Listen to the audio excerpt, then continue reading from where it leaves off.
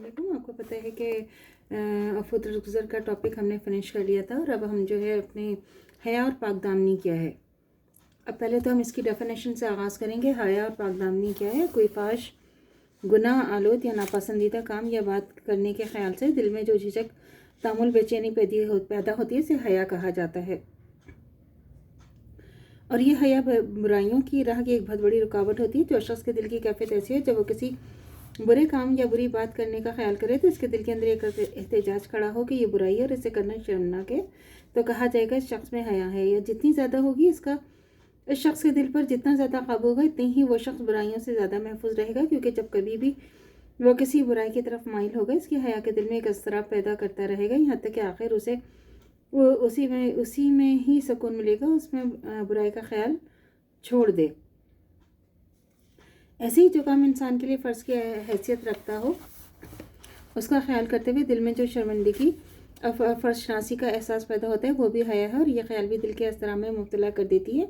आखिर इस फ़र्ज़ से जान चुराने का ख्याल करने वाले को इसी में सुकून मिलता है। इस फ़र्ज़ को अदा करने और इससे जान चुराने की कोशिश ना करे।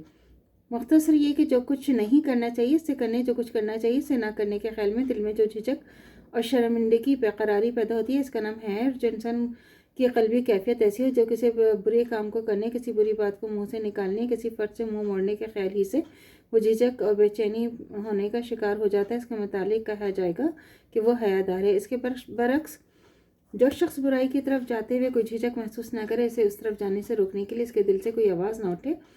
जब वो किसी फ़र्ज़ को जान बचाने का ख्याल करे तो इसे इस पर ज़रा भी शर्म ना आए, तो न इसके दिल में फ़र्शनासी का एहसास पैदा हो, तो ऐसे शख्स के मुतालिक कहा जाएगा कि वो बेहया है। इसे बेहया के लिए फिर बुराई और फ़र्शनासी की राहें खुलती चली जाएंगी, उन पर आगे से आगे बढ़ता चले जाएगा, क्योंकि रास्ते में कोई रोक टोक करने वाला नहीं होगा। यानी इसके दिल में हया नहीं होगी जो इसे बुराई और फ़र्शनासी से रोके। जहाँ जहाँ बहुत से पसंदीदा और साफ़ की राह हमवार करती है, वहाँ पाकदामनी की भी बहुत बड़ी मददगार होती है। यानी हया के बायस पाकदामनी कायम रहती है।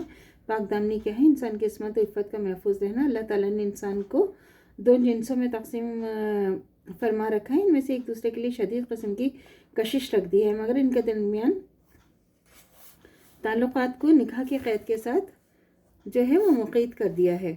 जो मर्द या औरत इस पाबंदी को पूरी तरह से मलहूस रखे और ज़िंदगी गुजारते हुए कभी सरे मुँह भी इसे इन्हिराफ ना करें, बाइस्मत, अफीफ और पाकबाज पाकदामन है। लेकिन जो मर्द या औरत इस पाबंदी को तोड़ते अपने आप पर इस मुक़द्दस क़ैद से आज़ाद कर ले, बदचलन बदकार है। बदकार इस्लाम में बहुत बड़ा गुनाह, इंतहाई घिनौना गुनाह समझा गया है।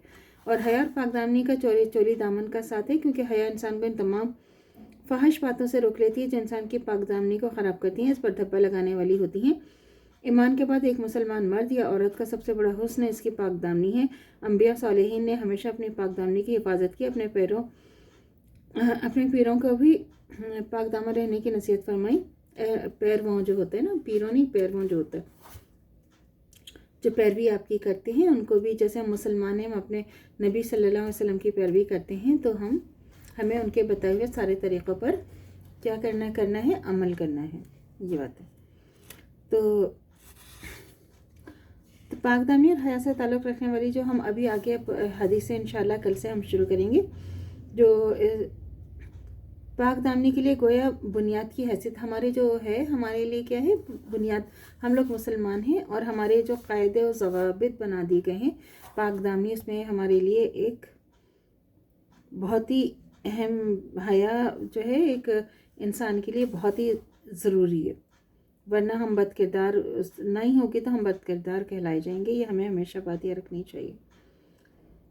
तो इसके बाद जो पेश होंगी इसमें पाकदामनी की ताकीद आई है, इसकी फजीलत बयान हुई है। इसमें जब हम हदीस पढ़ेंगे, पाकदामनी का मकसद हासिल करने के लिए मुसलमान मर्दों औरतों को किन हदूद वर्क़ियत का पाबंद किया गया है, और जो लोग अपनी पाकदामनी की हिफाजत नहीं करेंगे वो आखिरत में दोज़ख के अज़ाब के और दुनिया में शदीद किस्म की सज़ाओं और रुसवाई का शिकार होंगे। तो अल्लाह ताला से दुआ करना चाहिए जो हमारा ईमान है मरते दम तक कायम दायम रहे, खात्मा बिल खैर ईमान पर हो। इजाज़त दीजिए, अल्लाह हाफ़िज़। मेरे चैनल को लाइक कीजिए, शेयर कीजिए, सब्सक्राइब कीजिए।